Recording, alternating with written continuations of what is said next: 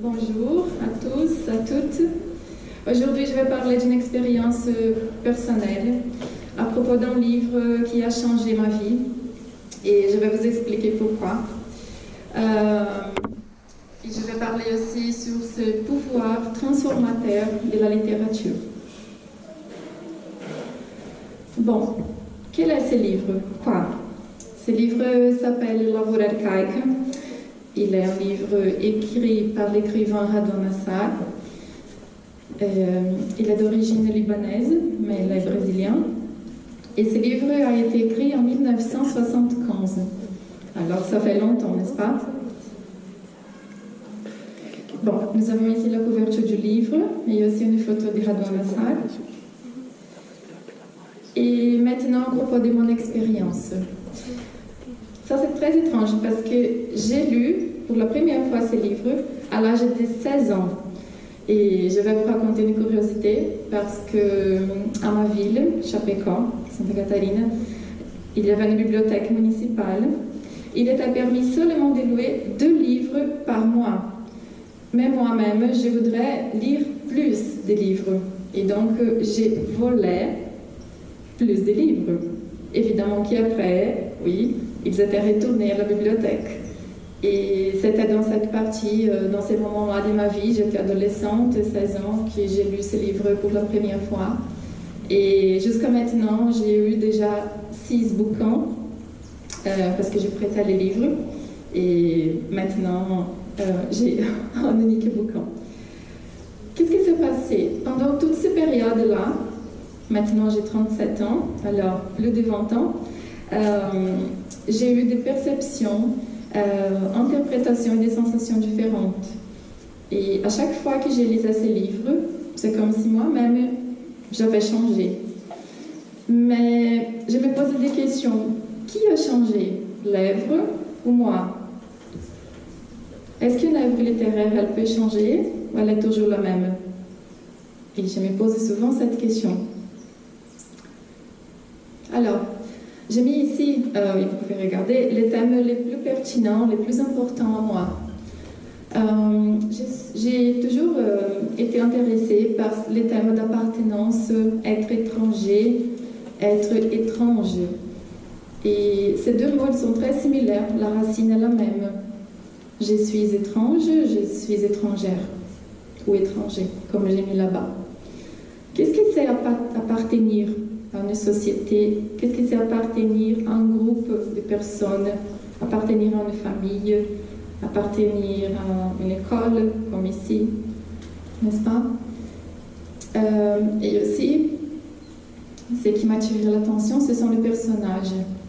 Ce sont des personnages comme moi, comme nous, comme vous, personnages sans racines, peut-être, personnages fragmentés. Ils existent, ils ont une identité, mais cependant, ils n'appartiennent pas à aucun lieu, à aucun espace. Et ça, je vous pose la question, qui suis-je? Un peu pareil, comme les mots qu'ils ont dit antérieurs. Qui suis-je? Quelle est mon identité? Est-ce que j'appartiens à un espace, à ma famille, à mes amis? Et ça, ce sont les thèmes les plus pertinents pour moi. Et pour parler un peu du livre, il est partagé en 2 parties, en 2 chapitres, qui sont justement la partie et les retours.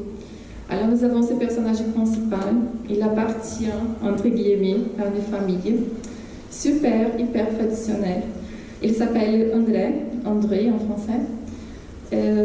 Il est parti de sa maison, il est parti pour se trouver, pour vérifier qu'est-ce qui se passe dehors de son centre, de son nucléo de famille.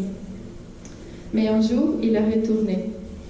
Et ça, c'est très intéressant, parce que quand il est retourné à sa maison, chez lui, il est totalement différent.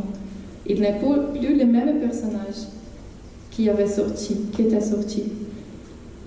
Parce qu'il s'est transformé. Et c'est comme moi. Je suis partie chez mes parents quand j'avais 20 ans. Et chaque fois que je retourne, je suis une autre personne. Je ne suis plus Leomares que j'ai fait avant. Et ça, c'est un dialogue super intéressant parce que, comme j'ai mis ici, identification, je m'identifie beaucoup avec André et avec ses contextes familiales auxquels il appartient.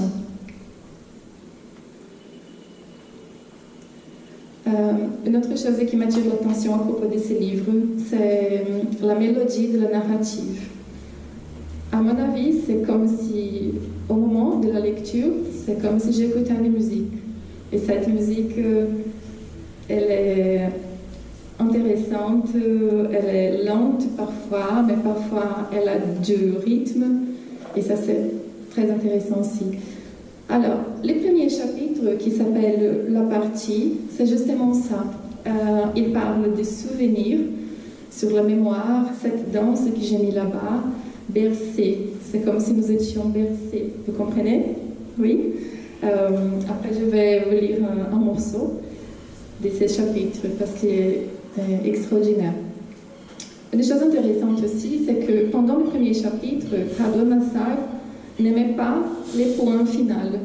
Il utilisait seulement point virgule ou virgule. Alors imaginez-vous écrire un texte sans point final. Et pourquoi ça? Parce que, à mon avis, il veut nous donner justement cette mélodie.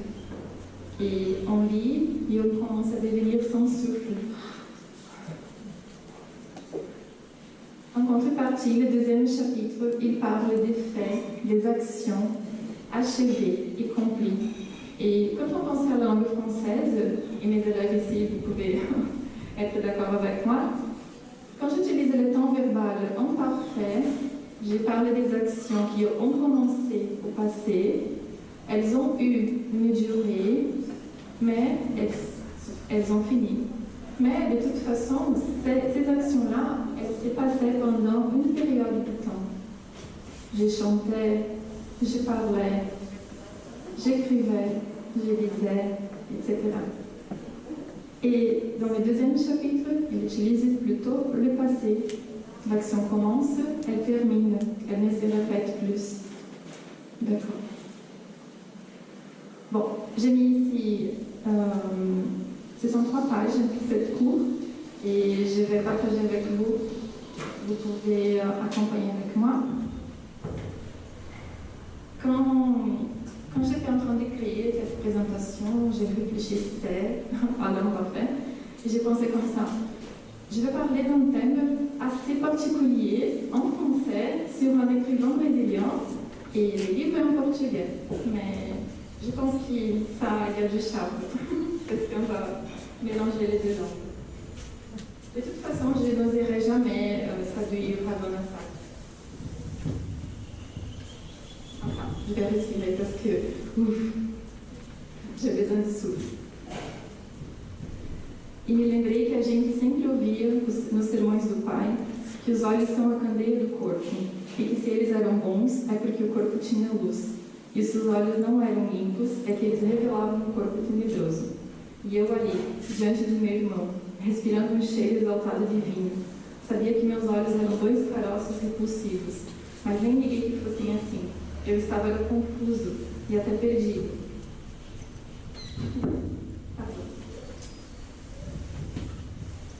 E me vi de repente fazendo coisas, mexendo as mãos, correndo o quarto, como se meu embaraço viesse da desordem que existia ao meu lado. Arrumei as coisas em cima da mesa, passei um pano na superfície, esvaziei o cinzeiro no cesto, dei uma alisada no lençol da cama, dobrei a toalha na cabeceira e até tinha voltado à mesa para encher 2 copos quando escorreguei e quase perguntei por Ana. Mas isso só foi um súbito ímpeto cheio de atropelos. Já se bati já. Eu poderia, isso sim, era perguntar como ele pôde chegar até minha pensão, me descobrindo no casario antigo, ou ainda, de um jeito ingênuo, procurar conhecer o motivo de sua vinda. Mas eu nem sequer estava pensando nessas coisas. Era escuro por dentro, não conseguia sair da carne dos meus sentimentos. E ali, junto da mesa, que só estava certo, era de ter os olhos exasperados em cima do vinho rosado que eu entornava nos copos. As venezianas, ele disse. Por que as venezianas estão fechadas? Ele disse da cadeira do canto onde se sentava. E eu não pensei 2 vezes. Me sinto fatiguei. E corri abrir a janela. E fora tinha um fim de tarde tenro e quase frio, feito um sol fibroso e alaranjado que atingiu amplamente o poço da penumbra do meu quarto. E eu ainda encaixava as folhas das venezianas nas carnancas quando, ligeira, me percorreu pela primeira crise. Mas eu nem fiz caso dela, foi passageiro, e foi por isso que eu só pensei em concluir minha tarefa e fui logo depois, generoso e com algum escárnio, pôr também entre suas mãos um soberbo copo de vinho.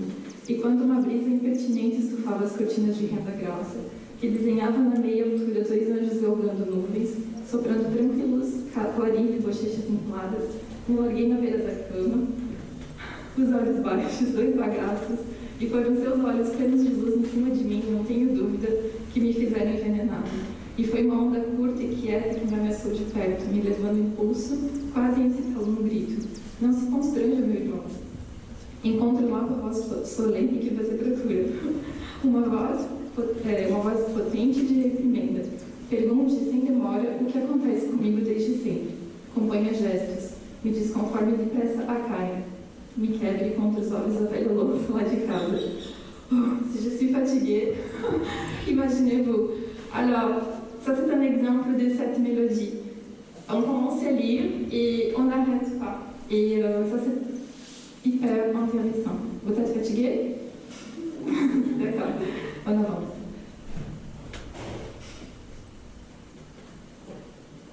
Et ça c'est ma réflexion. Pourquoi la littérature me transforme-t-elle? Pour quelle raison? Oui, chaque réponse est une réponse personnelle. Alors, ce que j'ai mis ici, c'est qu'elle me fait réfléchir et elle va nous arracher de l'ignorance. Et ces changements, ce n'est pas un grand changement parfois, c'est un petit changement. On peut changer peu à peu, petit à petit. Oui. Et la littérature aussi, elle nous possibilite de nouvelles formes de pensée. Et ça, c'est extraordinaire. Elle nous fait élargir nos horizons. Et ça, c'est le pouvoir de la littérature, de se transformer peu à peu. Si un livre comme celui-là nous touche, ça, c'est déjà une transformation. Et alors, c'est une question à vous. Quel livre a changé votre vie? Et vous pouvez me dire, aucun, pas encore. Mais j'en suis sûre que dans un jour, dans un moment ou dans l'autre, un livre, une œuvre littéraire va changer votre vie. Alors, merci pour l'écoute.